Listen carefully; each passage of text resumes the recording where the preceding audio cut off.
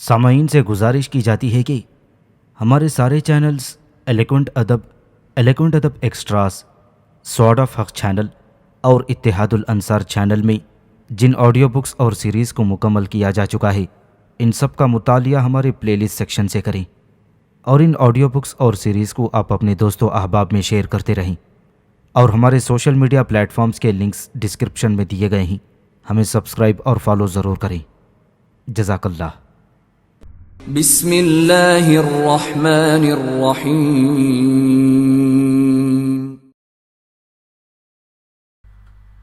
ابلیکا، صدیوں کے سکوت میں لپٹی ایک حسین داستان۔ مصنف اسلم راہی MA۔ ایپیسوڈ 193۔ تیسرے روز ابرہہ نے ایک جرار لشکر کے ساتھ صنعاء سے کوچ کیا تھا۔ اس کے 9 ہاتھی بھی اس کے لشکر میں شامل تھے، اور ان ہاتھیوں کی مدد سے وہ کعبہ کی عمارت کو بیک وقت گرانا چاہتا تھا۔ یمن کی حفاظت کے لیے اس نے اپنے رفیق کار مدیان کو لشکر کا ایک حصہ دے کر صنعاء میں چھوڑا، اور خود وہ 5 عرب قبائل کو لے کر بحر قلزم کے ساتھ ساتھ بڑی تیزی سے مغرب کی طرف بڑھنے لگا تھا۔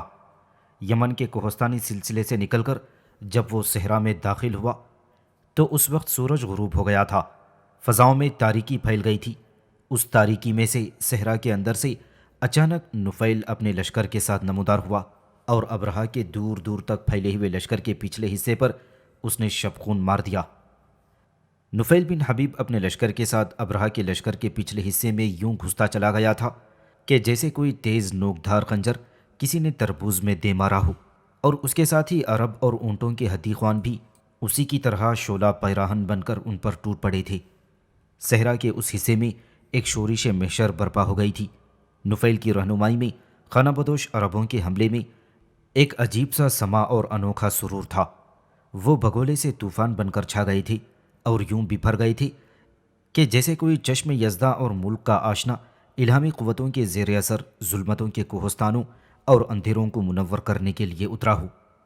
نفیل بن حبیب کی رہنمائی میں خانہ بدوش عرب زور زور سے اپنے رب کا نام لے کر طوفانی بپھری موجوں اور شوریدہ سر جنوخیز آندھیوں کی طرح حملہ آور ہو رہے تھے۔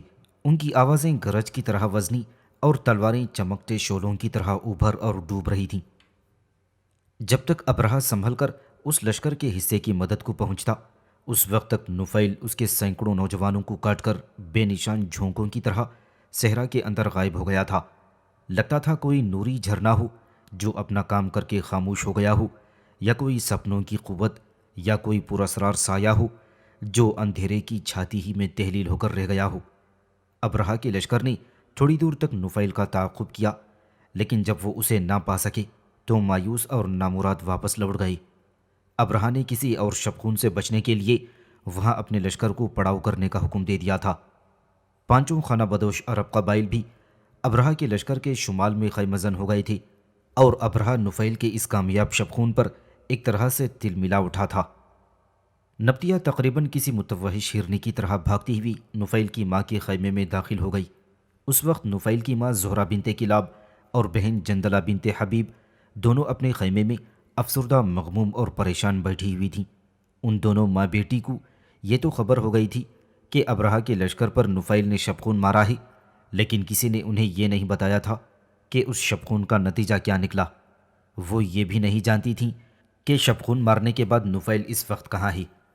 نبطیہ کو دیکھتے ہوئے دونوں ماں بیٹی اپنی جگہ پر اٹھ کھڑی ہوئیں، اور دونوں کے چہرے پر کسی قدر سکون اور اطمینان بکھر گیا تھا۔ شاید انہیں نبطیہ سے کسی اچھی خبر کے سننے کی امید تھی۔ اس موقع پر نبطیہ کے چہرے پر بھی سحر کے نور جیسی رونق ہو گئی تھی۔ زہرہ کے قریب آ کر اس نے سکون آفریں حلاوت میں مخمور آواز میں کہنا شروع کیا، اے میری ماں، بابا نے کچھ جوان نفیل کے شبخون سے متعلق معلومات حاصل کرنے کے لیے بھیجے تھے۔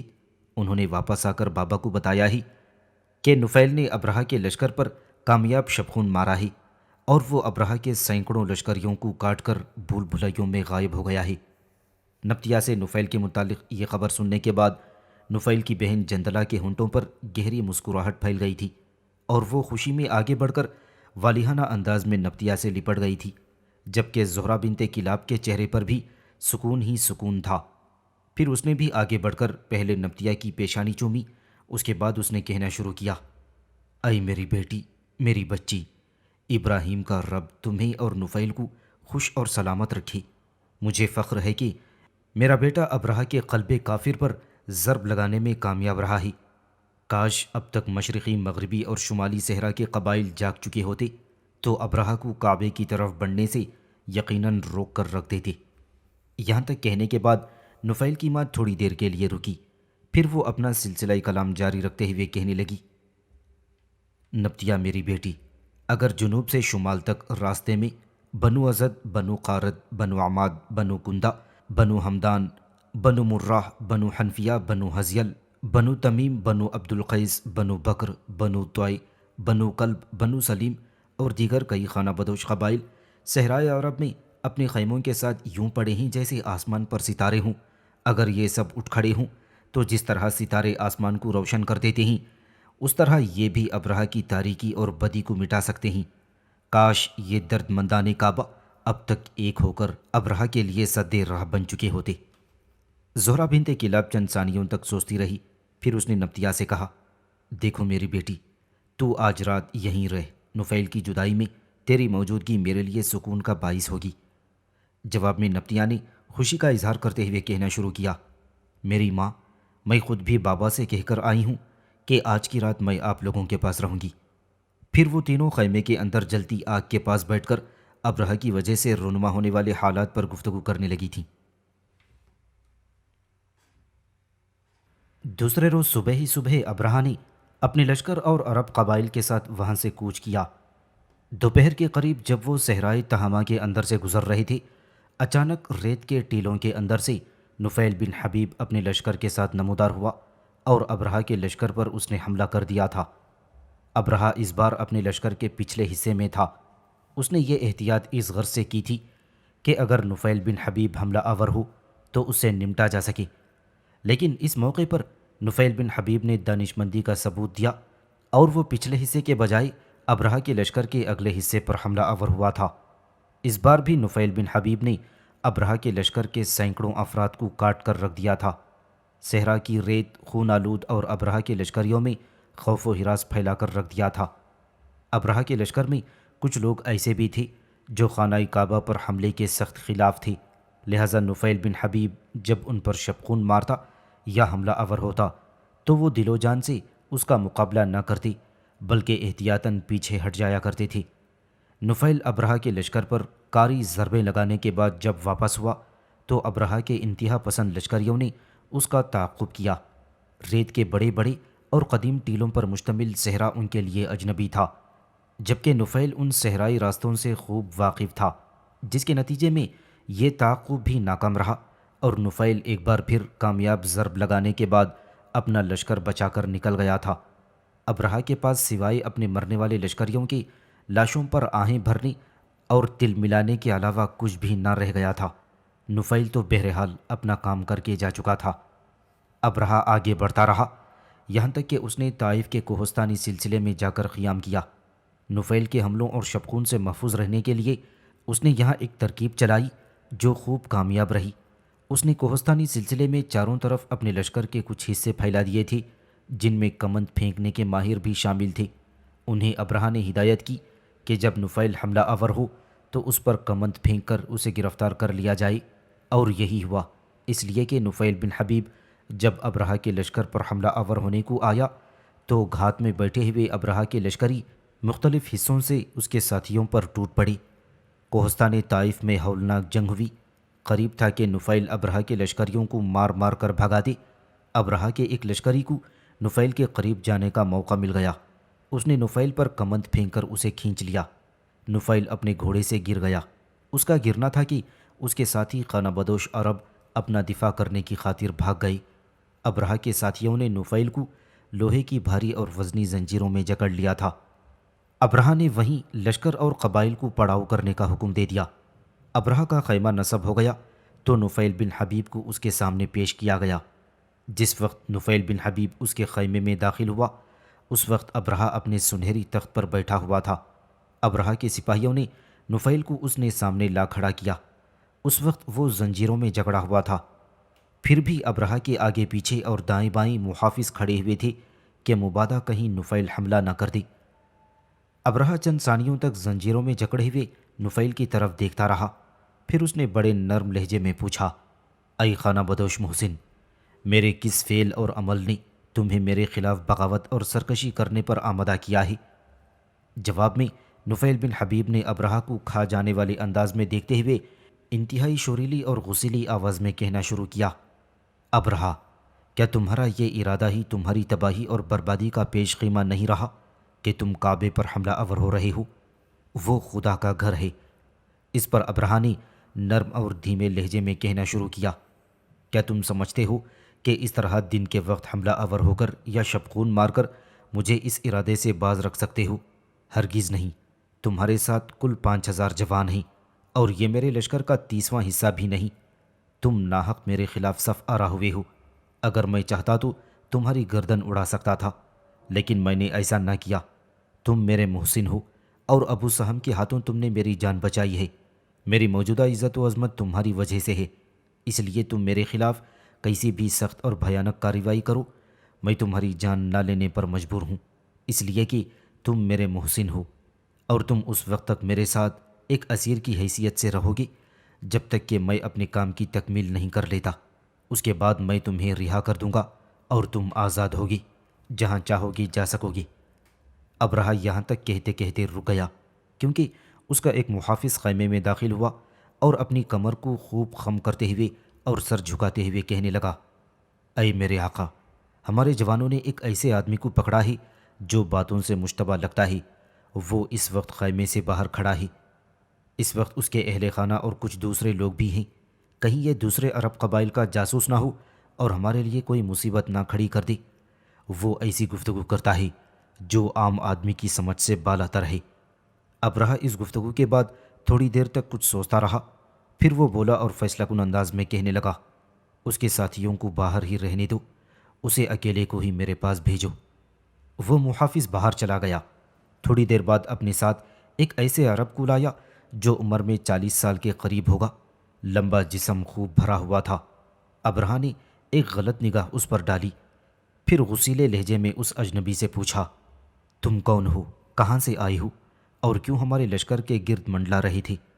اس اجنبی نے اپنے لہجے کی بھرپور سنگینی میں کہا، میرا نام حارث بن حسن ہے، میں نجران سے آ رہا ہوں اور مکہ میں مستقبل آباد ہونے کو جا رہا ہوں۔ میرے ساتھ میرے اہل خانہ کے علاوہ کچھ اور لوگ بھی ہیں، ہمارے ساتھ ہمارے گھر کا اثاثہ بھی ہے۔ ابرہہ نے پوچھا، تم نجران چھوڑ کر مکہ کے ریگزاروں میں کیوں آباد ہونا چاہتے ہو؟ کیا اس کی تمہارے لیے کوئی خاص وجہ ہے؟ اس پر حارث نے بڑی دلیری اور بے باکی کا مظاہرہ کرتے ہوئے کہا، ابرہہ، نجران کے کاہن اور منجم ان دنوں یہ کہنے لگے ہیں کہ ان قریب عرب میں ایک نبی کا ظہور ہونے والا ہے۔ یہود اور نصارہ کے علماء بھی توریت اور انجیل کی بشارتیں دیکھ دیکھ کر اس آنے والے نبی کی نبوت کی خبریں دینے لگے ہیں۔ اے ابرہہ، نجران کے ایک منجم نے تو تمہارے متعلق بھی پیشن گوئی کر دی ہے۔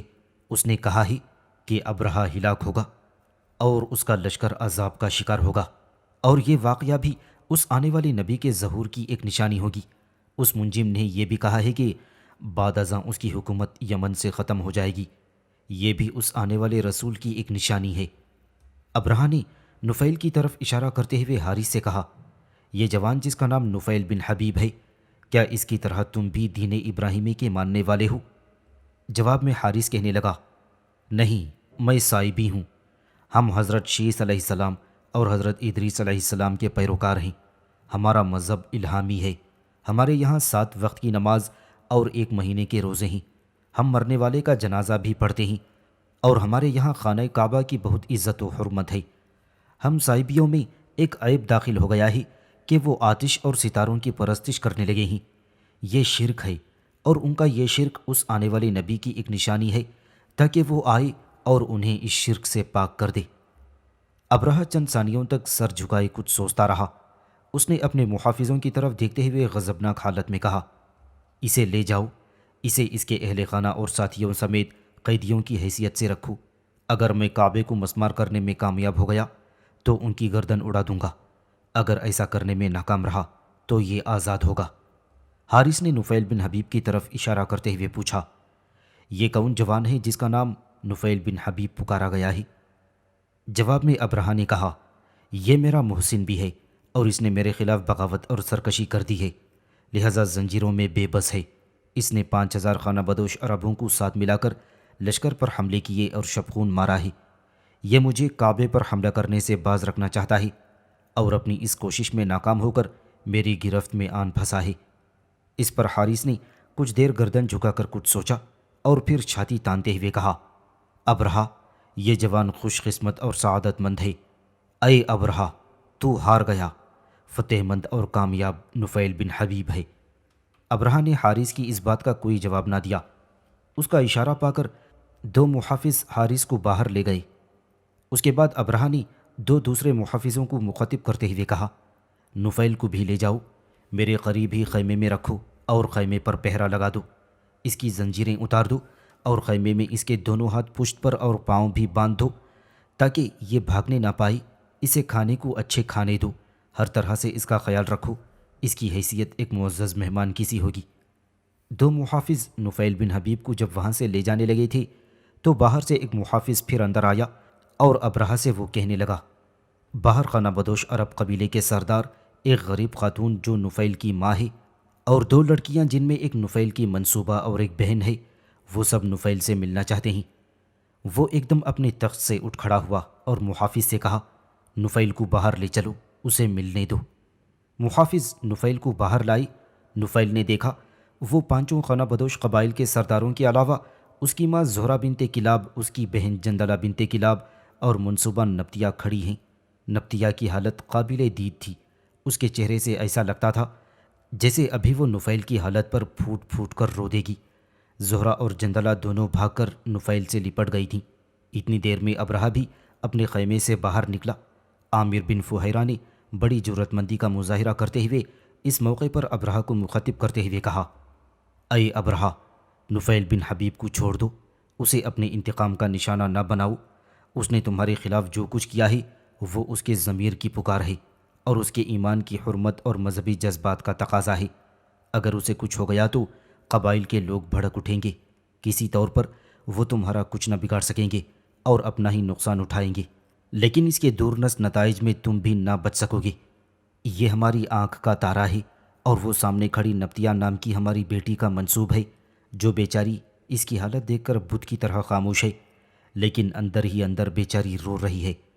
اس پر ابرہہ نے بڑی خوش طبعی سے جواب دیتے ہوئے کہا، بنو ادوم کے سردار، تم فکر مند نہ ہو، نفیل میرے پاس اسیر ہونے کے باوجود آزاد ہے، اس کی حیثیت میرے پاس ایک صاحب عزت مہمان کی سی ہے۔ اس موقع پر نفیل کی ماں زہرہ بنت کلاب کچھ کہنا چاہتی تھی کہ ابرہہ اسے مخاطب کرتے ہوئے پہلے ہی بول پڑا اور کہنے لگا، اے خاتون، تم صرف نفیل کی ماں ہی نہیں، میرے لیے بھی قابل احترام ہو۔ تم مطمئن ہو کر اپنے خیمے میں چلی جاؤ، نفیل کی حالت میرے یہاں ایک معزز مہمان کی سی ہوگی۔ میں اگر اسے نقصان پہنچانا چاہوں تو بھی نہیں پہنچا سکتا، کیونکہ یہ میرا محسن ہے۔ میری موجودہ شان اور عظمت اسی کے دم سے ہے۔ اس نے ابو سہم سے میری جان بچائی، یہ اس وقت تک میرے پاس رہے گا جب تک کہ میں ارادے کی تکمیل نہیں کر لیتا۔ کعبے کی مسماری کے بعد یہ آزاد ہوگا، جہاں چاہے رہے، اسے کوئی تعرض نہ کرے گا۔ اس کے بعد ابرہہ کے اشارے پر اس کے محافظ نفیل کو وہاں سے لے گئے تھے۔ اس کی ماں، بہن نبطیہ اور سرداران قبائل واپس چلے گئے تھے۔ پھر نفیل کو ایک خیمے میں بند کر کے اس پر 2 محافظوں کا پہرا لگا دیا گیا تھا۔ لوہے کی زنجیریں جس میں وہ بندھا ہوا تھا وہ کھول دی گئی تھیں اور اب اس کے ہاتھ پاؤں رسیوں سے باندھ دیے گئے تھے۔ سورج غروب ہونے کے بعد جب شام رات میں ڈھل گئی تو ابرہہ کے لشکر کا ایک آدمی نفیل کے لیے کھانا لے کر آیا۔ اس نے کھانے کے برتن خیمے کے اندر ریت پر رکھی اور نفیل کی رسیاں اس نے کھول دیں۔ نفیل جب بیٹھ کر کھانا کھانے لگا تو ابرہہ کا وہ آدمی جو کھانا لے کر آیا تھا بڑی رازداری کے ساتھ نفیل کو مخاطب کرتے ہوئے بولا، اے ابن حبیب، ابرہہ کے لشکر میں کچھ ایسے بھی لوگ ہیں جو ابرہہ کے کعبے پر حملہ آور ہونے کے خلاف ہیں، میں بھی ان لوگوں میں سے ایک ہوں۔ پھر اس نے اپنے لباس کے اندر سے ایک لمبا سا خنجر نکالا اور اسے نفیل کے سامنے ریت پر دباتے ہوئے کہا، تم کھانا کھا لو، میں پہلے کی طرح تمہارے ہاتھ پاؤں رسیوں سے باندھ کر چلا جاؤں گا، پھر بعد میں جب تم دیکھو گے کہ لوگ سو گئے ہیں تو رسیاں کاٹ کر بھاگ جانا۔ یہاں تک کہتے کہتے وہ نوجوان خاموش ہو گیا تھا، کیونکہ باہر پہرا دینے والے ایک محافظ نے اندر جھانکا اور ایک نظر نفیل کو دیکھ کر واپس چلا گیا۔ اس کے بعد اس نوجوان نے دوبارہ رازداری میں کہنا شروع کیا، میں کہہ رہا تھا کہ جب تم دیکھو گے کہ لوگ سو گئے ہیں تو اس خنجر سے اپنی رسیاں کاٹ لینا۔ ہم لوگوں نے تمہارے کچھ آدمیوں سے رابطہ کیا ہے، اگر تم بھاگنے میں کامیاب ہو جاؤ تو شمال مشرق کے رخ پر لشکر کے خیموں سے 2 فرلانگ دور تمہارے آدمی تمہارے انتظار میں کھڑے ہوں گے۔ اب اس خیمے سے نکل کر وہاں تک پہنچنا تمہارا کام ہے۔ اگر تم وہاں تک پہنچ جاؤ تو جو آدمی وہاں تمہارے منتظر ہیں ان کے ساتھ دوبارہ تم اپنے لشکر میں شامل ہو سکتے ہو، جو شمال مشرق میں یہاں سے 5 میل کے فاصلے پر گھات لگائے بیٹھا ہوا ہے۔ نفیل نے کھانا کھانے اور پانی پینے کے بعد مٹی کا پیالہ ریت میں رکھتے ہوئے کہا، تم فکر نہ کرو، اب میں یہاں سے نکل کر اپنے ساتھیوں تک پہنچنے کا سامان کر لوں گا۔ میں تمہارا ممنون ہوں کہ تم ابرہہ کے لشکری ہو کر میرے فرار کا اس قدر سامان کر رہے ہو۔ نفیل کھانا کھا چکا، لہٰذا اس نوجوان نے برتن سمیٹتے ہوئے کہا، اب میں چلتا ہوں، تم آدھی رات کے قریب اپنے عمل کی ابتدا کر دینا۔ پھر وہ نوجوان اٹھا اور پہلے کی طرح اس نے نفیل کے ہاتھ پاؤں باندھ دیے اور برتن اٹھا کر چلا گیا۔ نفیل تھوڑی دیر تک کچھ سوچتا رہا، پھر وہ پہلو کے بل ریت پر لیٹ گیا تھا۔ نفیل سویا نہ تھا بلکہ جاگ رہا تھا۔ آدھی رات کے قریب وہ اٹھ کر بیٹھ گیا۔ پشت پر بندھے ہوئے اپنے ہاتھ وہ اس جگہ لایا جہاں خنجر دبا ہوا تھا، اور اس نے خنجر نکال کر اپنے دونوں پاؤں میں پکڑا۔ پھر اس نے وہ رسیاں کاٹ دیں جن سے اس کے ہاتھ پیر بندھے ہوئے تھے۔ ہاتھ کھلتے ہی اس نے اپنے پیروں کی رسیاں بھی فی الفور کاٹ دی تھیں۔ پھر اس نے خنجر اپنے لباس میں اڑس لیا اور خیمے کے دائیں حصے میں وہ ریت ہٹا ہٹا کر ایک نالی کی صورت بنانے لگا۔ تھوڑی دیر تک وہ اسی کام میں لگا رہا، یہاں تک کہ وہ نالی کو خیمے کے بیرونی حصے تک لے گیا۔ خیمے کا پردہ ہٹا کر باہر نکلنے کے بجائے وہ اس نالی میں لیٹ گیا اور خیمے کے دروازے کے بجائے اس نے دائیں پہلو سے نالی کے ذریعے اپنا سر باہر نکالا۔ اس نے دیکھا اس طرف کا پہرے دار ایک پتھر پر بیٹھا ہوا تھا، اور سردی سے بچنے کے لیے اس نے اپنے آپ کو موٹے اونی کمبل سے خوب ڈھانپ رکھا تھا۔ نالی میں لیٹے ہی لیٹے نفیل نے ادھر ادھر کا جائزہ لیا، پھر وہ سانپ کی طرح رینگتے ہوئے خیمے سے باہر نکلا۔ باہر ہر سمت ہر سو خاموشی اور سکوت طاری تھا، اور ریت پر رینگتے ہوئے نفیل اس طرف گیا جدھر اس پہرے دار کی پشت تھی۔ قریب جا کر نفیل اٹھا، پھر کسی بھوکے اور شکار کے طالب چیتے کی طرح وہ اس پہرے دار پر جھپٹ پڑا۔ ایک ہاتھ سے اس نے اس پہرے دار کا گلا دبا لیا تھا اور دوسرے سے اس نے اسے ریت پر لٹا کر اس کی چھاتی پر اپنا گھٹنا رکھ کر اسے اپنے قابو میں کر لیا۔ جب پہرے دار ختم ہو گیا تو نفیل نے اس کی تلوار اور ڈھال پر قبضہ کر لیا۔ اس کی لاش کو اس نے پتھر کی ٹیک دے کر اسی طرح بٹھا دیا تھا کہ گویا وہ زندہ ہو اور پتھر کی ٹیک لگا کر وہ پہرا دے رہا ہو۔ نفیل نے اس پہرے دار سے چھینی ہوئی تلوار اور ڈھال کچھ سوچتے ہوئے اس کی لاش کے قریب ہی رکھ دی۔ دوبارہ وہ زمین پر لیٹ گیا اور خیمے کے اس طرف وہ دوسرے پہرے دار کی طرف بڑھا۔ اسی پر نفیل اس کی پشت سے جھپٹا اور پہلے پہرے دار کی طرح اس کا بھی گلا گھونٹ کر کام تمام کر دیا تھا۔ اس دوسرے پہرے دار کی لاش گھسیٹ کر نفیل نے خیمے میں اسی جگہ ڈال دی جہاں وہ خود لیٹا ہوا تھا۔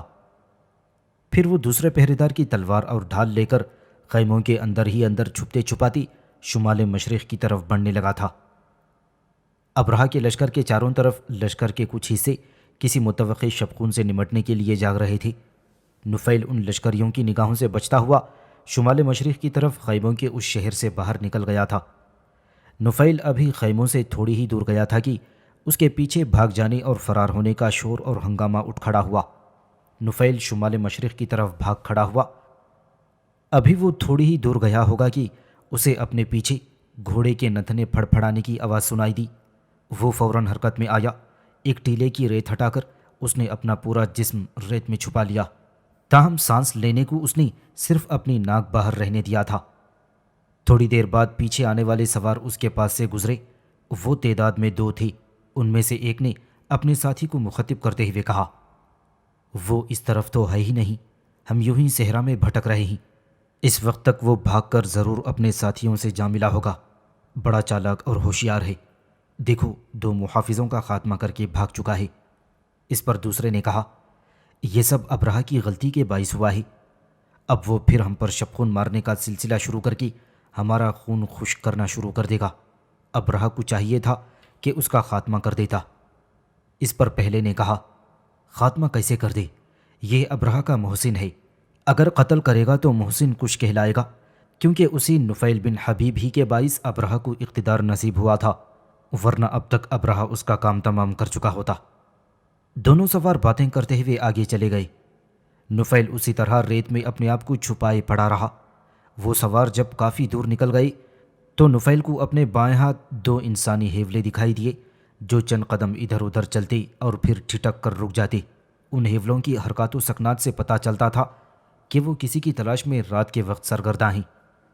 نفیل نے اپنے کان ریت سے باہر نکالے۔ تھوڑی دیر بعد ان ہیولوں کی آواز اس کے کان میں پڑی۔ پھر ایک ہیولے نے دوسرے کو مخاطب کرتے ہوئے کہنا شروع کیا، میرے بھائی، میں کچھ پریشانی اور فکر مندی کا شکار ہو رہا ہوں، اس لیے کہ نفیل بن حبیب کو اب تک یہاں پہنچ جانا چاہیے تھا۔ یہ اندھے اور تاریکی میں ڈوبے ہوئے صحرا کے اندر جو سوار اسے تلاش کرتے پھر رہے ہیں، ان کی سرکردگی سے یہ بات تو ثابت ہوتی ہے کہ نفیل بن حبیب ابرہہ کی اسیری سے رہا ہو کر بھاگ چکا ہے۔ اس پر دوسرے ہیولے نے سرگوشی کرتے ہوئے کہا، میرے بھائی، میرے رفیق، تیرا اندازہ درست ہے، ہمیں تھوڑی دیر اور یہاں رک کر انتظار کرنا چاہیے۔ ہو سکتا ہے نفیل پہنچنے میں کامیاب ہو جائے اور پھر اسے ساتھ لے کر ہم اپنی منزل کی طرف روانہ ہو جائیں گے۔ اس پر پہلے ہیولے نے کسی قدر خدشہ ظاہر کرتے ہوئے کپ کپاتی ہوئی آواز میں کہا، اگر نفیل کو تلاش کرنے والوں کی نظر ہم پر پڑ گئی تو ہم دھر لیے جائیں گے، اس لیے میرے رفیق، اگر ہم پکڑے گئے تو ابرہہ ہمارے ساتھیوں کی عبرت کے لیے ہمیں فوراً مسلوب کر دے گا۔ ابرہہ نفیل کو اس وجہ سے مسلوب نہیں کر سکا کہ نفیل ابرہہ کا محسن ہے اور وہ ابو سہم کے ہاتھوں اس کی جان بچا چکا ہے۔ اگر نفیل بن حبیب اس روز ابرہہ کے کام نہ آتا تو یقیناً ابو سہم ابرہہ کی گردن کاٹ چکا ہوتا۔ تھوڑی دیر تک خاموشی رہی۔ اس کے بعد دوسرے ہیولے نے تسلی دینے کے سے انداز میں کہنا شروع کیا، میرے بھائی، تم گھبراؤ مت، ہمیں ہر صورت میں نفیل کو لے کر جانا چاہیے۔ ہم صبح تک صحرا کے اس حصے میں انتظار کریں گے اور سورج طلوع ہونے سے تھوڑی دیر قبل ہم یہاں سے بھاگ جائیں گے۔ ہو سکتا ہے اس وقت تک نفیل بن حبیب یہاں پہنچ جائے۔ ممکن ہے دشمن کی تلاش سے بچنے کے لیے وہ وقتی طور پر کہیں چھپ گیا ہو، یا اس نے اپنے آپ کو ہماری طرح کسی ریت کے ٹیلے کے پیچھے چھپا لیا ہو۔ فکر مند نہ ہو، میرا دل کہتا ہے ہم نفیل کو ساتھ لے کر جائیں گے۔ رہا ہونے کے بعد اگر وہ اپنے لشکر میں واپس نہ پہنچ سکا تو اس کی غیر حاضری سے ہمارے ساتھی دل برداشتہ ہو جائیں گے اور پھر وہ منتشر ہو کر اپنے اپنے قبیلوں کو واپس ہو جائیں گے۔ ان دونوں کی گفتگو سن کر نفیل ریت سے باہر نکل آیا۔ اپنی تلوار اور ڈھال سنبھال کر وہ کھڑا ہی ہونے والا تھا کہ صحرا کے اندر اسے پھر گھوڑوں کے نتنے پھڑ پھڑانے کی آواز سنائی دی۔ وہ دونوں ہیولے جو نفیل کے قریب تھے لیٹ گئے اور رینگتے ہوئے ٹیلے کی اوٹ میں ہو گئی تھی۔ نفیل سمجھ گیا تھا کہ 2 سوار جو اسے تلاش کرنے کے لیے آگے نکل گئے تھے اب وہ واپس آ رہے ہیں۔ پھر وہ رینگتا ہوا آگے بڑھا اور اس جگہ آن رکا جہاں سے وہ سوار پہلے گزرے تھے۔ زمین پر لیٹے ہی لیٹے اس نے ریت کا ایک ڈھیر لگا دیا اور اس کی اوٹ میں وہ وہاں لیٹ گیا تھا۔ تھوڑی دیر بعد وہ دونوں سوار آپس میں باتیں کرتے ہوئے جب نفیل کے پاس سے گزر رہے تھے تو نفیل اٹھ کھڑا ہوا اور بھاگ کر اس نے پچھلے سوار پر چھلانگ لگا کر اسے دبوچ لیا تھا، جب تک اگلا سوار سنبھل کر اپنے پیچھے آنے والے ساتھی کی مدد کرتا۔ نفیل نے اسے اپنی تلوار سے کاٹ کر نیچے پھینک دیا تھا اور گھوڑے پر اس نے قبضہ کر کے اس کی لگام تھام کر رکابوں میں اپنے پاؤں جما لیے تھے۔ اتنی دیر تک دوسرے نے نفیل پر حملہ کر دیا تھا۔ نفیل اس وقت تک مکمل طور پر سنبھل چکا تھا، لہٰذا اس نے بڑی آسانی سے حملہ آور کا وار اپنی تلوار پر روکا۔ پھر اس نے طوفانی انداز میں اپنی تلوار سے پے در پے حملے شروع کر دیے تھے۔ اچانک نفیل کی تلوار اس کے پہلو پر لگی اور اسے کاٹتی ہوئی نکل گئی۔ اس کی لاش گھوڑے سے نیچے گر گئی۔ نفیل نیچے اتر کر پہلے کی طرح اس طرف گیا کہ جدھر دونوں ہیولے غائب ہو گئے تھے۔ پھر اس نے دھیمی آواز میں انہیں پکارتے ہوئے کہا، میرے رفیقوں، میرے بھائیوں، دونوں باہر آ جاؤ، میں نفیل بن حبیب ہوں، یہاں اب رکنا خطرے سے خالی نہیں، باہر آؤ تاکہ اپنی منزل کی طرف بھاگ چلیں۔ دونوں ہیولے ایک ٹیلے کے پیچھے سے نمودار ہوئے اور آ کر ایک ساتھ نفیل سے لپٹ گئی تھی۔ ان میں سے ایک نے کہا، ہمیں یقین تھا کہ آپ یہیں کہیں ہوں گے اور وقتی طور پر دشمن کی تلاش سے بچنے کے لیے کہیں چھپ گئے ہوں گے۔ اس پر نفیل نے پوچھا، کیا تمہارے پاس سواری ہے؟ اس بار دوسرے نے کہا، ہاں میرے پاس ایک اونٹ ہے اور اسے ہم 1 میل پیچھے شمال مشرق میں صحرا کے اندر باندھ کر بٹھا آئے ہیں۔ جواب میں نفیل نے کچھ نہ کہا بلکہ زخم لگا کر ایک گھوڑے پر سوار ہو گیا اور دوسرے گھوڑے کی طرف اشارہ کرتے ہوئے کہا، تم دونوں اس گھوڑے پر سوار ہو جاؤ، یہاں اب زیادہ دیر رکنا حماقت ہے۔ نفیل بن حبیب کے مشورے پر دونوں اس گھوڑے پر سوار ہو گئے۔ پھر انہوں نے گھوڑوں کو ایڑ لگا کر ہانک دیا تھا اور تھوڑی دیر بعد وہ اپنے گھوڑوں کو صحرا کے اندر شمال مشرق کی طرف سرپٹ دوڑا رہے تھے۔ ظلمت شب ختم ہو گئی تھی، سورج کافی چڑھ آیا تھا۔ عدی بن کعب اپنے خیمے میں داخل ہوا۔ نبطیہ دروازے کے قریب ہی کھڑی تھی، شاید وہ اس کا بڑی بے چینی اور بے قراری سے انتظار کر رہی تھی۔ اپنے باپ کو دیکھتے ہی نبطیہ نے پوچھا، بابا کیا آپ نفیل سے مل کر آ رہے ہیں؟ وہ ابرہہ کی اسیری میں کیسے ہیں؟ جواب میں عدی بن کعب کے چہرے پر ہلکی سی مسکراہٹ نمودار ہوئی۔ پھر وہ اپنی بیٹی نبطیہ کو مخاطب کرتے ہوئے کہنے لگا، نبطیہ میری بیٹی، تو خوش قسمت ہے، تیرا نفیل اب ابرہہ کا اسیر نہیں رہا۔ پچھلی رات اس نے وہ رسیاں کاٹ دیں جن سے اس کے ہاتھ پاؤں جکڑے ہوئے تھے۔ جس خیمے میں وہ بند تھا اس پر 2 محافظ پہرا دے رہے تھے۔ نفیل نے نہ جانے کیسے اپنی رسیاں کاٹنے کے بعد ان دونوں محافظوں کو بھی ختم کر دیا اور پھر بھاگ گیا۔ اب وہ ابرہہ کی اسیرے میں نہیں ہے، ابرہہ اس کے بھاگ جانے پر سخت پریشان ہے۔ میری بیٹی تو خوش قسمت ہے کہ تو نفیل جیسے بہادر شخص کی منصوبہ ہے۔ وہ ایک سپاہ پیشہ ہے اور ہنرمند انسان اور جوان ہے۔ کعبے کی حفاظت میں جو وہ ابرہہ سے برسر پیکار ہے، خدا اسے اس نیک کام کا اجر ضرور دے گا۔ یہ خبر سن کر نبطیہ کا خوشی سے بوجھل جوان جسم مہک سا اٹھا تھا۔ وہ خوش تھی لیکن اس کی خوشی اور مسرت باہر سے خوشبو کی طرح محسوس کی جا سکتی تھی جو اس کے چہرے، اس کی آنکھوں اور اس کے جسم کے ہر حصے سے عیان تھی۔ تھوڑی دیر تک خاموشی رہی، پھر نبطیہ نے چہکتے ہوئے کہا، بابا کیا یہ اچھی خبر میں ان کی ماں اور بہن کو بھی سنا دوں؟ عدی بن کعب نے بڑی شفقت، انس و محبت میں کہا، میری بیٹی تو ابھی جا اور انہیں یہ خبر سنا تاکہ وہ دونوں ماں بیٹی نفیل کی اسیری پر افسردہ اور غمزدہ رہنا ترک کر دیں۔ نفیل کی اسیری پر انہوں نے کھانا ترک کر دیا ہے۔ نبطیہ کسی متوحش صحرائی غزال کی طرح کلیلیں بھرتی ہوئی بھاگ گئی تھی۔ عدی بن کعب وہاں کھڑے ہو کر پیار سے اسے بس دیکھے جا رہا تھا۔ ابرہہ کی اسیری سے رہا ہونے کے بعد نفیل نے ابرہہ کے لشکر پر پھر حملے شروع کر دیے تھے۔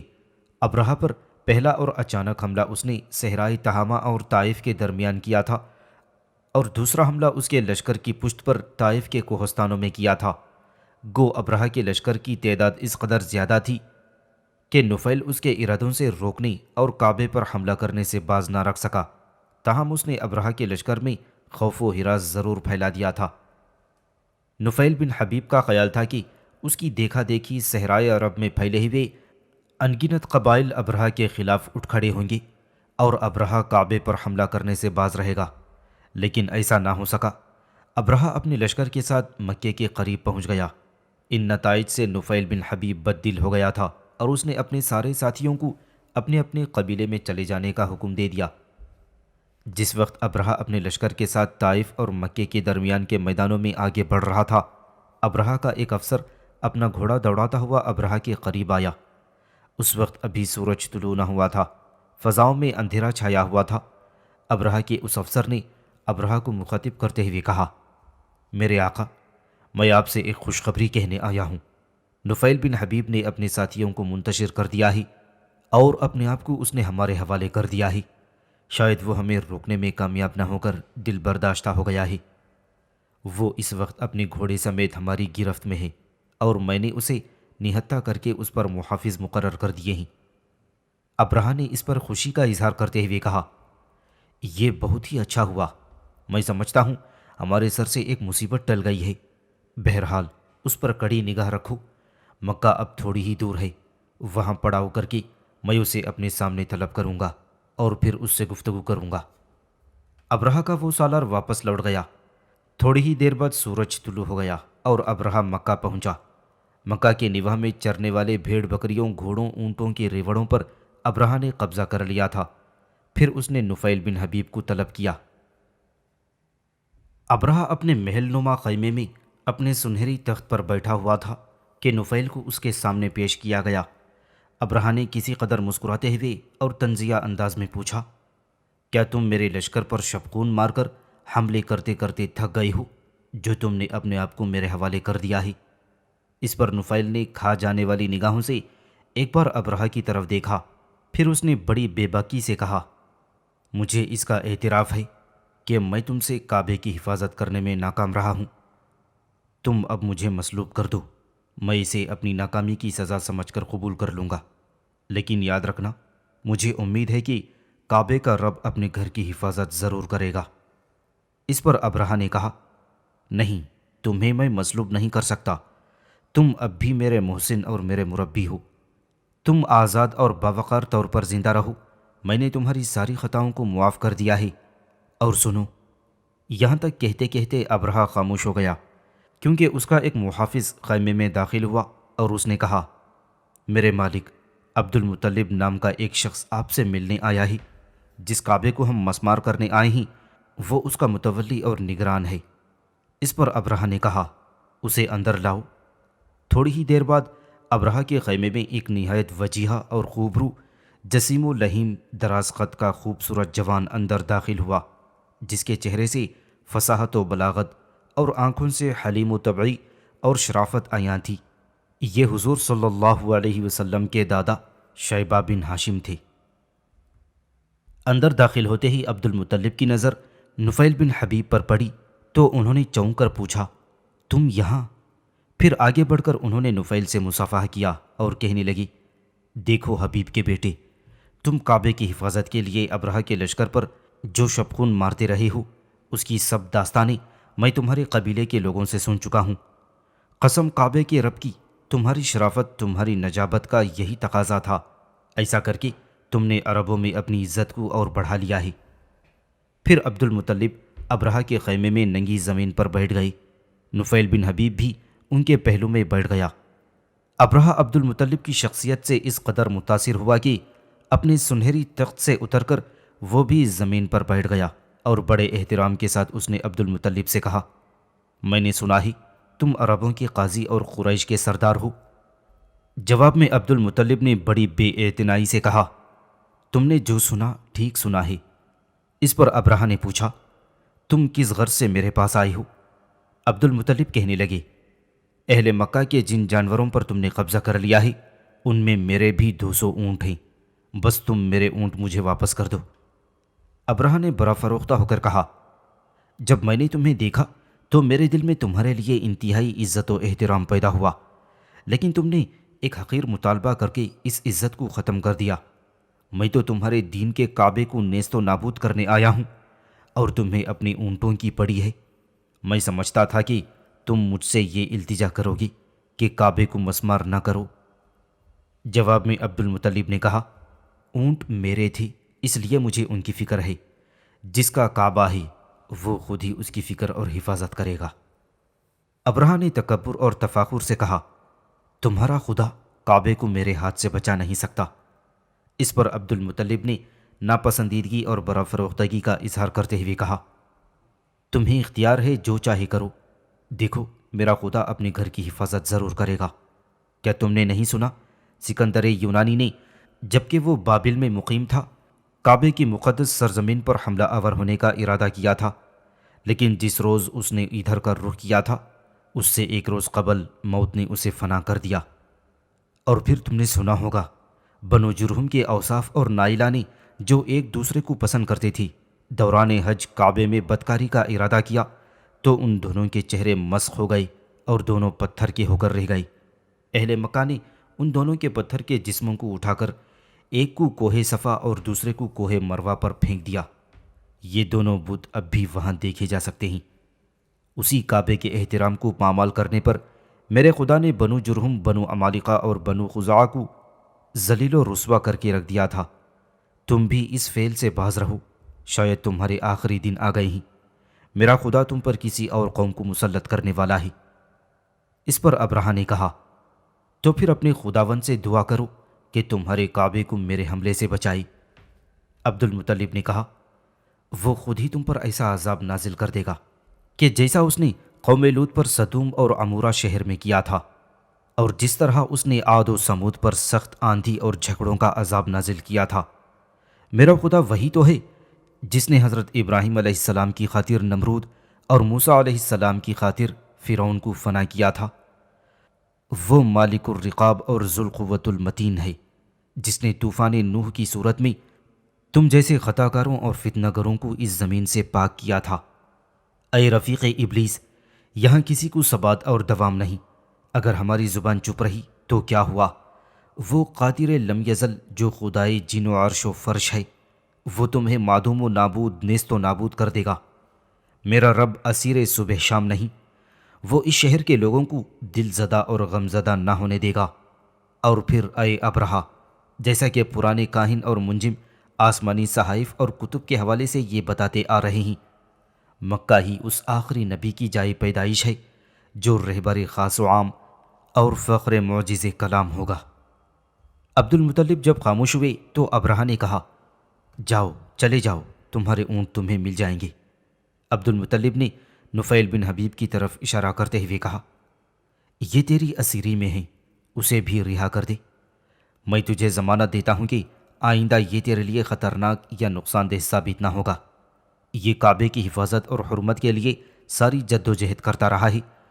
اب ہم کعبے کی حفاظت اس کعبے کے مالک کے سپرد کرتے ہیں، وہی تجھے اس گھر کی بے حرمتی کی سزا اور تیرے فعل بد کے مکافات دے گا۔ میں اس کی ماں سے وعدہ کر کے آیا تھا کہ اسے ساتھ لیتا آؤں گا، تو اسے چھوڑ دے۔ ابرہا نے بغیر کسی ہچکچاہٹ کے کہہ دیا، تم نفیل کو اپنے ساتھ لے جا سکتے ہو، اب یہ آزاد ہے، اس سے کوئی بارس پرس نہ کی جائے گی۔ عبد المطلب نفیل کو لے کر ابرہا کے خیمے سے نکل گئے۔ انہوں نے دیکھا اس خیمے کے قریب ہی وہ 9 ہاتھی کھڑے تھے جنہیں وہ کعبے کی عمارت گرانے کا کام لینے کے لیے ساتھ لایا تھا۔ ان میں جو سب سے بڑا اور دیو پیکر ہاتھی تھا اس کا نام محمود تھا۔ اس موقع پر نفیل بن حبیب نے عبد المطلب سے کہا، آپ ذرا رکیں، مجھے ان ہاتھیوں کے ساتھ بھی اپنا فرض ادا کر لینے دیجیے۔ عبد المطلب رک گئے۔ نفیل بن حبیب سب سے بڑے ہاتھی محمود کے پاس گیا اور اس کے کان میں کہا، دیکھ محمود، تو جہاں سے آیا ہے وہیں صحت و سلامتی کے ساتھ لوٹ جا، کیونکہ تو اس وقت خدا کی سرزمین میں ہے۔ ابرہا تجھ سے کعبے کو گرانے کا کام لینا چاہتا ہے۔ کعبہ خدا کا گھر ہے اور اس کے ماننے والوں کا عزیز ہے۔ اگر تو نے اس ذلیل اور حقیر فعل میں حصہ لیا تو خدا کے سامنے جواب دہ ہوگا۔ اس گھر کی عظمت و حرمت کی بدولت رفتوں کا حصول، عظمتوں کی تسخیر اور کشف اغراض کی رونق و فروغ ہوتا ہے۔ ابرہا کعبے پر حملہ کرنے والا ہے، اور میرا ایمان ہے ایسا کرنے سے قبل وہ تاریخ کے قافلے میں بگولوں کے اندر اڑتی ریت اور لہروں کے پراسرار تموج میں بکھر جانے والی اذان سحر کی طرح منتشر اور پراگندہ ہو جائے گا۔ قبل اس کے کہ وہ کعبے کو مسمار کرے، قضا کا فرشتہ اس پر نزول کرے گا، اور اس کی حالت قوم عاد و سمود اور اہل سدوم اور عمورہ سے بھی زیادہ ہولناک اور بدترین ہو جائے گی۔ پھر نفیل بن حبیب نے ہاتھ میں پکڑا ہوا محمود ہاتھی کا کان چھوڑ دیا اور پیچھے ہٹ کر کھڑا ہو گیا۔ ہاتھی بھی فوراً زمین پر بیٹھ گیا۔ نفیل کے ہونٹوں پر گہرا اطمینان اور خوشی کی ملی جلی مسکراہٹ کھیل گئی تھی۔ نفیل جب واپس عبد المطلب کے پاس آیا تو اس نے دیکھا وہاں 5 عرب قبائل کے سرداروں اور ان کی ماں زہرہ بنت کلاب کے علاوہ نبطیہ اور ان کی بہن جندلہ بھی کھڑی تھی۔ زہرہ بنت کلاب نے آگے بڑھ کر نفیل کو لپٹا لیا تھا اور اسے پیار کرنے لگی۔ جندلہ بھی بھاگ کر بھائی سے لپٹ گئی۔ اس موقع پر نبطیہ بھی آگے بڑھی اور نفیل کا بازو تھامتے ہوئے اس نے کہا، میں آپ کو آپ کی رہائی پر مبارکباد دیتی ہوں۔ نفیل نے محسوس کیا کہ آج نبطیہ کی آواز پھوار رنگ، ترانۂ شہد و شکر اور سیل نور و نغمہ کی طرح مسحور کن تھی، اور اس کے ہاتھوں کا لمس صبح آزادی کی تمہید کی طرح نشاط آفری اور سحر کی طرح پرسرور تھا۔ آج نبطیہ کے چہرے پر شعلے کی سی چمک اور خوشکن مرقوم حقائق کی سی رونق تھی، اور وہ اپنے قلب و نظر سے متبسم اور شادان تھی۔ نفیل بن حبیب ابھی تک اسی کے خیالوں میں کھویا ہوا تھا کہ عبد المطلب نے اسے مخاطب کرتے ہوئے کہا، نفیل، تم اپنے قبائل کو لے کر سامنے والے پہاڑیوں میں چڑھ جاؤ۔ میں اہل مکہ کو متنبہ کرتا ہوں کہ وہ بھی پہاڑوں پر چڑھ کر اپنے آپ کو محفوظ کر لیں، کیونکہ مجھے یقین ہے کہ ابرہہ کے کعبے پر حملہ آور ہونے سے قبل ہی کوئی آتش دہن عفریت اور عذاب اس پر ٹوٹ پڑے گا۔ یہ اپنے فعل بد کے متعلق سوچنا تک بھول جائے گا۔ عبد المطلب شہر مکہ کی طرف چلے گئی، جبکہ نفیل اپنی ماں، بہن نبطیہ اور سرداران قبائل کے ساتھ اس طرف جا رہا تھا جہاں ان کے قبیلے کے لوگ خیمہ زن ہوئے تھے۔ نفیل اپنے قبائل کے ساتھ پہاڑوں پر چڑھ گیا اور عبد المطلب شہر میں آئے۔ اہل مکہ کی ایک بڑی جماعت کے ساتھ وہ کعبے میں داخل ہوئے اور اس کا پردہ پکڑ کر بڑی عاجزی اور آہوزاری اور انکساری سے دعا کی، اے پروردگار عالم، تو اپنے گھر کی حفاظت کر، میں بے بس ہو گیا ہوں۔ اس کے بعد یہ لوگ شہر میں منادی کرنے لگے کہ متوقع عذاب سے بچنے کی خاطر پہاڑ پر چڑھ جائیں، اور عبد المطلب بھی اہل مکہ کے ساتھ پہاڑوں پر چڑھ گئی تھی۔ ابرہہ نے اپنے حملے کی ابتدا کی۔ اس نے ہاتھیوں کو آگے بڑھانے کے لیے محمود ہاتھی کو اٹھانا چاہا، لیکن وہ اٹھنے کا نام ہی نہیں لے رہا تھا۔ فیل بانوں نے اسے آہنی گرز مارے لوہے کا آنکڑا ڈال کر کھینچا، مگر وہ اپنی جگہ سے ہلا تک نہیں۔ جب انہوں نے اسے یمن کی طرف چلانا چاہا تو فوراً اٹھ کر چل پڑا، شام کی طرف چلانا چاہا تو بھی چل پڑا تھا، اور مشرق کی طرف بڑھایا تب بھی وہ اٹھ کھڑا ہوا، لیکن جب اسے کعبے کی طرف بڑھایا جاتا تو وہ بیٹھ جاتا اور ذرہ برابر آگے نہ بڑھتا۔ اسی اثنا میں سمندر کی طرف سے پرندوں کے غول آتے دکھائی دیے۔ یہ پرندے پر باندھے جب قریب آئے تو لوگوں نے دیکھا ہر پرندے نے چنے کے دانے کے برابر 3 کنکر اٹھائے ہوئے تھے، 2 کنکر اپنے پاؤں میں اور تیسرا چونچ میں۔ لگتا تھا گویا امن کی پیاس بجھ گئی ہو اور کوئی قہرآلود طوفان اٹھ کھڑا ہو۔ ان پرندوں نے ابرہہ کے لشکر پر سنگباری شروع کر دی اور آن کی آن میں اس کے لشکر کو چبائے ہوئے گھاس پھوس کی طرح پیس کر رکھ دیا تھا۔ صرف وہی لوگ بچے جو کعبے پر حملے کے خلاف تھے۔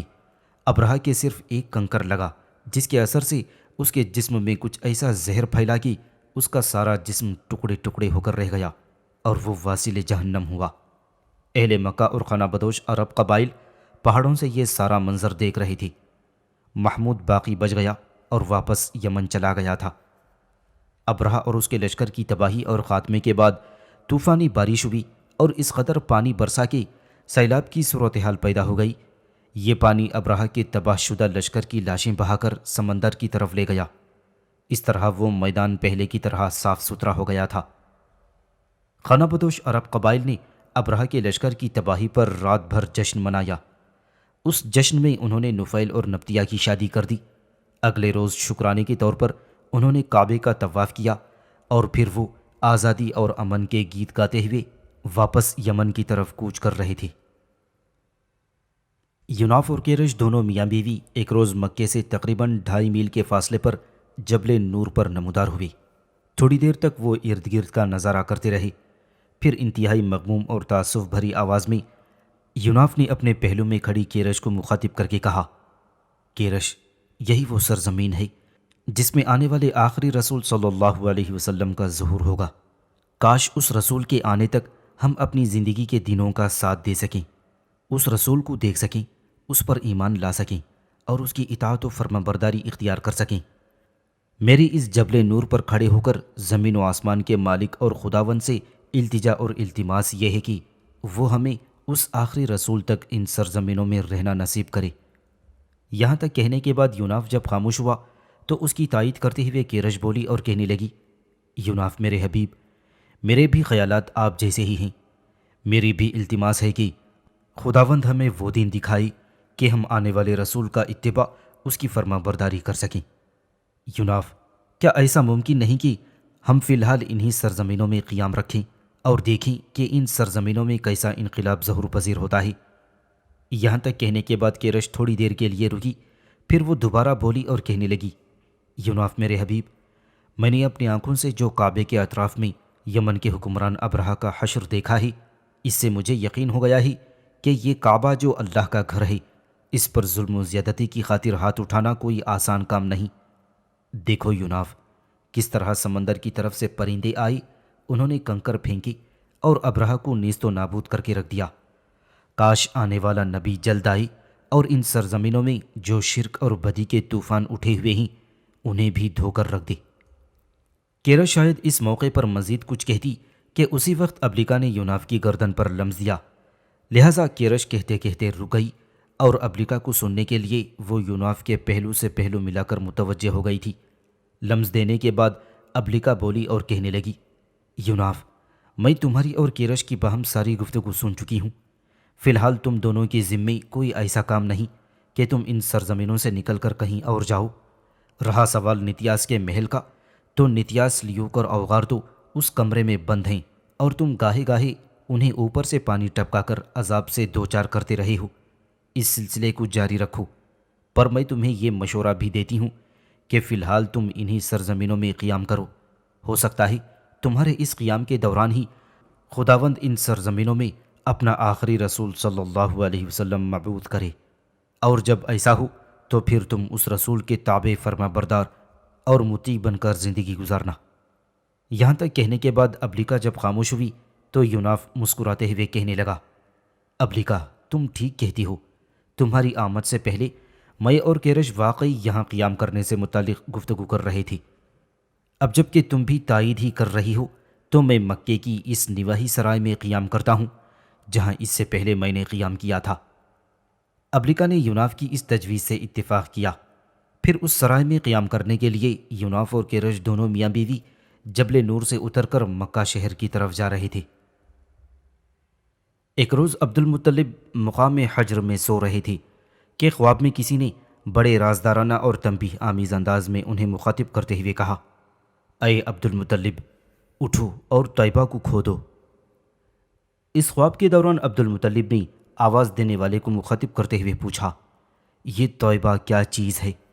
اس پر اشارہ کرنے والا غائب ہو گیا اور خواب ختم ہو گیا۔ اس خواب سے عبد المطلب کسی قدر پریشان تھے اور سوچنے لگے تھے کہ آخر یہ خواب انہیں کس طرف اشارہ کر رہا ہے۔ دوسرے روز پھر عبد المطلب جب اپنی آرام گاہ میں سوئے تو خواب میں پھر اشارہ ہوا۔ کہنے والا عبد المطلب کو مخاطب کرتے ہوئے کہنے لگا، اے عبد المطلب، اٹھ اور براہ کو کھود۔ عبد المطلب یہ خواب دیکھ کر پھر پریشان ہوئے اور آواز دینے والے کو مخاطب کرتے ہوئے پوچھنے لگے، یہ براہ کیا چیز ہے؟ عبد المطلب کے اس طرح پوچھنے پر وہ آواز دینے والا پھر غائب ہو گیا اور خواب ٹوٹ گیا۔ دوسرے دن کے اس خواب نے عبد المطلب کو مزید پریشان اور پراگندہ سا کر کے رکھ دیا تھا۔ وہ سمجھ نہیں پا رہے تھے کہ یہ اشارہ کس کی طرف سے مل رہا ہے اور مجھے کیا کرنا چاہیے۔ تیسرے روز رات کے وقت خواب میں پھر آواز دینے والے نے آواز دی اور عبد المطلب کو مخاطب کرتے ہوئے کہا، اے عبد المطلب، اٹھ اور مظنونہ کو کھود۔ عبد المطلب پھر پریشان ہوئے اور پوچھا، اے آواز دینے والے، یہ مظنونہ کیا چیز ہے؟ تیسرے روز بھی عبد المطلب کے پوچھنے پر آواز دینے والا پھر غائب ہو گیا اور اس کے اس طرح غائب ہونے سے عبد المطلب کی پریشانیوں اور پراگندیوں میں مزید اضافہ ہو گیا تھا۔ چوتھے روز جب عبد المطلب اپنی خوابگاہ میں سوئے تو خواب میں پھر پکارنے والے نے عبد المطلب کو پکارتے ہوئے کہا، عبد المطلب، اٹھ اور زمزم کو کھود۔ اب معاملہ عبد المطلب کی سمجھ میں آ رہا تھا۔ انہوں نے پکارنے والی آواز کو مخاطب کرتے ہوئے پوچھا، یہ زمزم کیا شے ہے؟ اس پر خواب میں آنے والی، پکارنے والی اور آواز دینے والے نے کہا، زمزم وہ چیز ہے جو کبھی نہ سوکھے گا اور اس کا پانی کم نہ ہوگا۔ وہ حج کرنے والے بڑے گروہوں کو سیراب کرے گا۔ اے عبد المطلب، وہ زمزم اس وقت لید اور خون کے درمیان عراب اعظم کے گھونسلے کے پاس چونٹیوں کی بستی کے قریب ہے۔ یہاں تک بتانے اور گفتگو کرنے کے بعد وہ پکارنے اور آواز دینے والا غائب ہو گیا تھا۔ عبد المطلب اب سمجھ گئے تھے کہ خواب میں انہیں کیا بتایا جا رہا ہے، اور یہ سب کچھ جاننے کے بعد دوسرے روز عبد المطلب نے اپنے بیٹے حارث کو ساتھ لیا اور اس جگہ کی کھدائی کرنے لگے جس کی خواب میں انہیں نشاندہی کی گئی تھی۔ جب کھدائی میں وہ چیزیں ظاہر ہونا شروع ہوئیں جو وہاں دفن ہوئی تھیں تو عبد المطلب نے تکبیر بلند کی۔ اس پر قریش کے بڑے بڑے اور سرکردہ لوگ تاڑ گئے کہ جو کچھ عبد المطلب نے خواب میں دیکھا ہے وہ انہوں نے پا لیا ہے، کیونکہ کھدائی شروع کرنے سے پہلے انہوں نے قریش کو اپنے خواب کے متعلق تفصیل سے آگاہ کر دیا تھا۔ یہ صورتحال دیکھتے ہوئے قریش کے سردار عبد المطلب کے پاس آئے اور مطالبہ کیا کہ جو کچھ یہاں سے نکلے گا اس میں تم ہمیں بھی حصے دار بناؤ گے۔ اس پر عبد المطلب نے کہا، ایسا کیوں کر ہو سکتا ہے؟ خواب میں یہ سب کچھ بتا کر مجھے تم میں سے ممتاز کر دیا گیا ہے، لہٰذا میں اکیلا ہی ان سب چیزوں کا حقدار ہوں جو کھدائی کے درمیان یہاں نمودار ہوں گی۔ اس پر قریش کے سرداروں نے دھمکی آمیز انداز میں کہا، اگر تم نے ہمیں حصے دار نہ بنایا تو ہم تمہارے خلاف جنگ کریں گے۔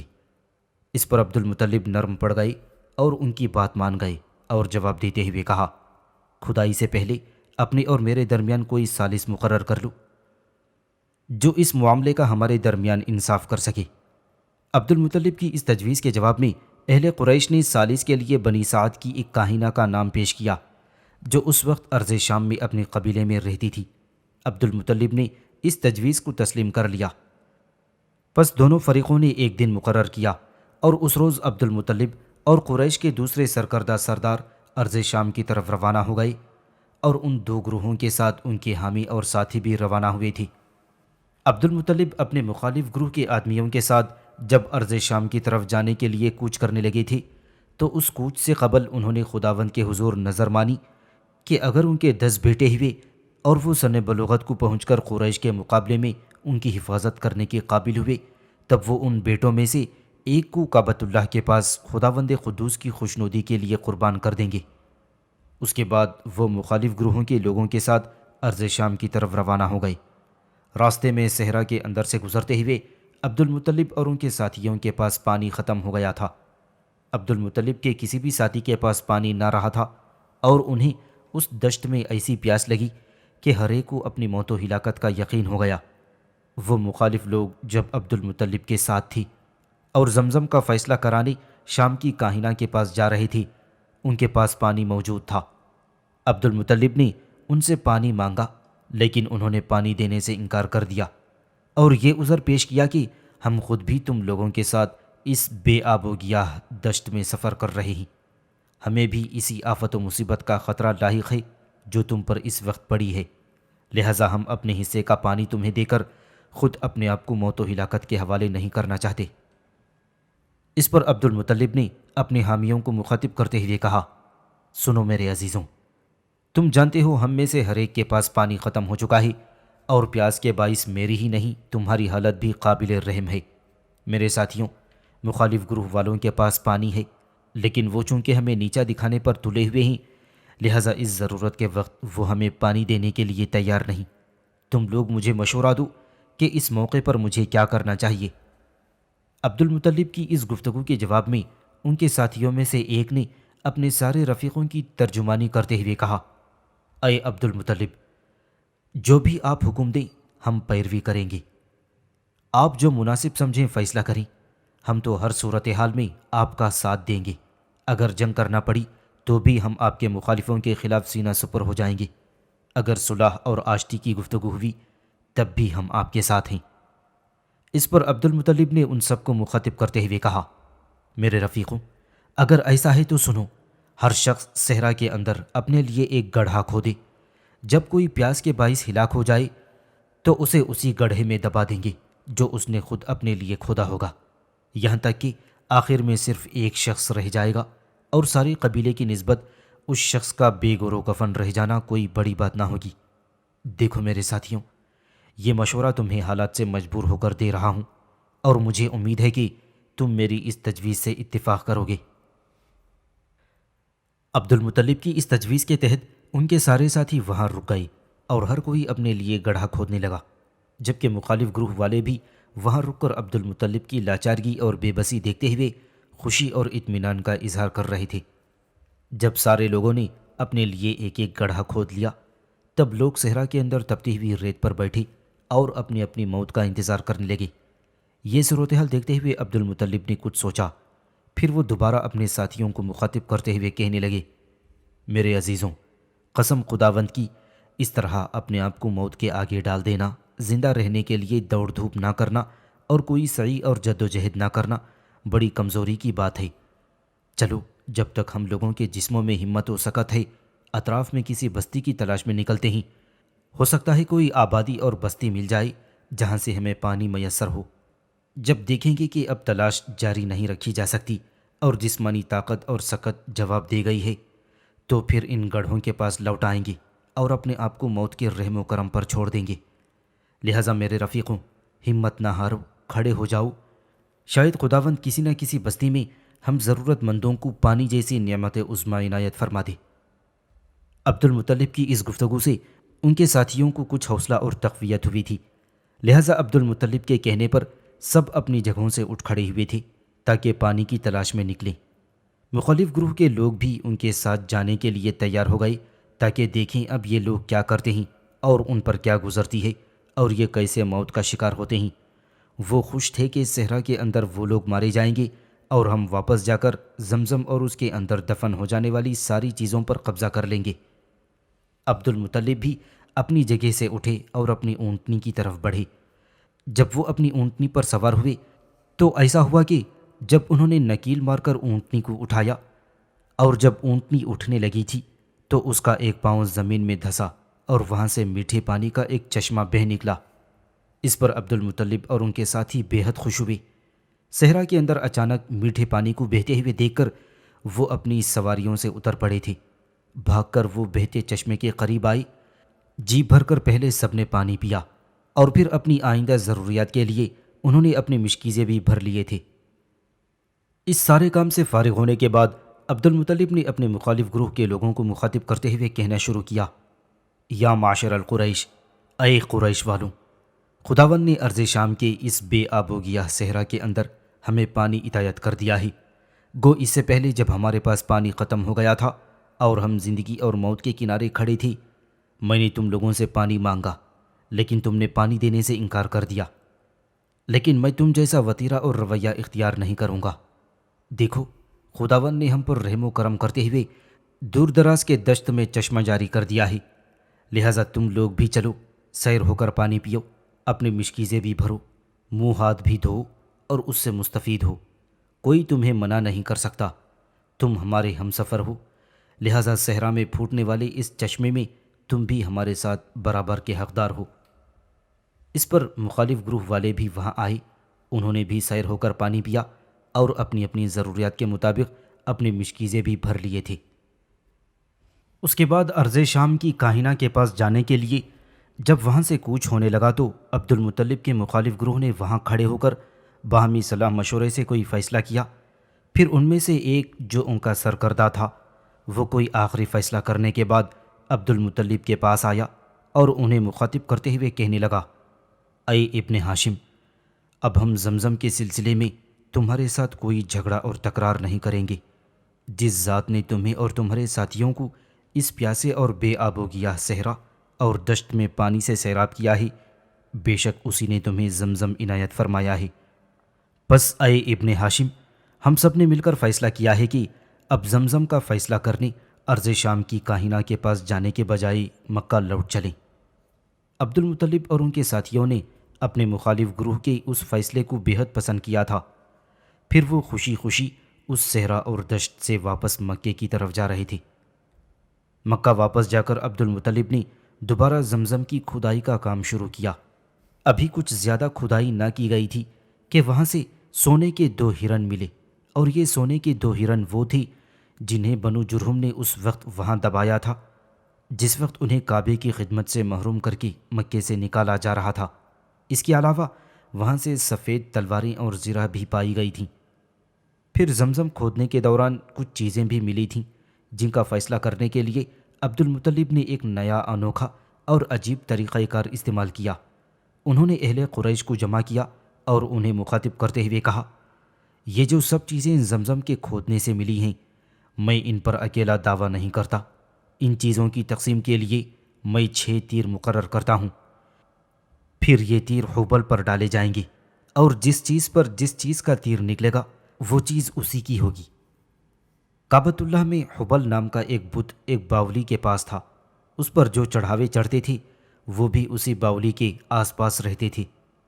اس پر اہل قریش نے اتفاق کیا، لہٰذا 6 تیر لیے گئے۔ ان میں سے 2 زرد تیر کعبۃ اللہ کے رکھے گئے، سیاہ رنگ کے 2 تیر عبد المطلب کے لیے اور سفید رنگ کے 2 تیر اہل قریش کے سرداروں کے لیے منتخب کیے گئے تھے۔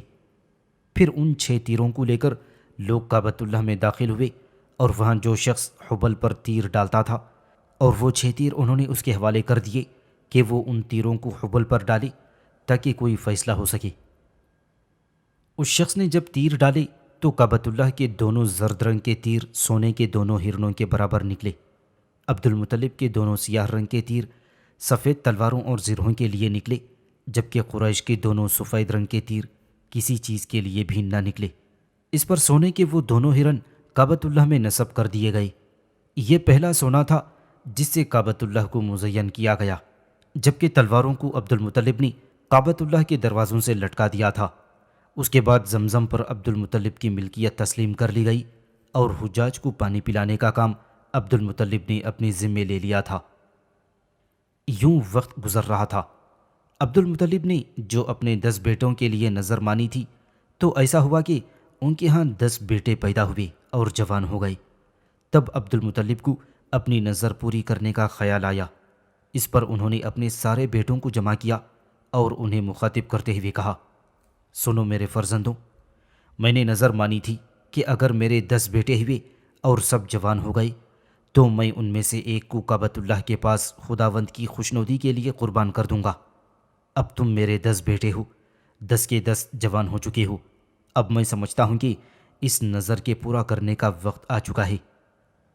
اس پر عبد المطلب کے سارے بیٹوں نے اس سلسلے میں باپ سے اتفاق کیا تھا اور پھر پوچھا، اے ہمارے باپ، یہ نظر پوری کرنے کے لیے کیا طریقہ کار استعمال کیا جا سکتا ہے؟ اس پر عبد المطلب نے کہا، تم میں سے ہر کوئی ایک تیر لے لے اور اس تیر پر اپنا نام لکھ کر میرے پاس لے آئے۔ سب بیٹوں نے ایسا ہی کیا تھا۔ تب عبد المطلب ان سب کو لے کر کعبۃ اللہ میں داخل ہو کر حبل بت کے پاس آئے اور اس حبل بت سے فال لینے کا یہ طریقہ کار کیا تھا کہ اس بت کے پاس ہر وقت 7 تیر پڑے رہتے تھے اور ہر تیر پر کچھ نہ کچھ لکھا رہتا تھا۔ ایک تیر پر ہاں اور دوسرے تیر پر نہیں لکھا تھا۔ جب کوئی کام کرنے کا ارادہ ہوتا تو ان تیروں کو دوسرے تیروں سے ملا دیا جاتا۔ اگر ہاں والا تیر نکلتا تو وہ اس کام کو کر لیتے تھے، اور نہیں والا تیر نکلتا تو وہ اس کام سے باز رہتے تھے۔ تیسرے تیر پر تم میں سے اور چوتھے پر ہم میں سے نہیں لکھا ہوا تھا۔ 5ویں تیر پر تم میں ملا ہوا لکھا تھا۔ جب کسی لڑکے کا ختنہ یا نکاح ہوتا یا کسی میت کو دفن کرنا یا کسی کے نسب میں شک ہوتا تو ایسی صورت میں 100 درہم اور ذبح کرنے کے لیے کچھ جانور حبل کے سامنے پیش کیے جاتے۔ پھر حبل کو مخاطب کر کے کہتے کہ فلاں کے ساتھ ہم اس طرح کا معاملہ کرنا چاہتے ہیں، جو بات حق میں ہے وہ ہمارے لیے ظاہر کر۔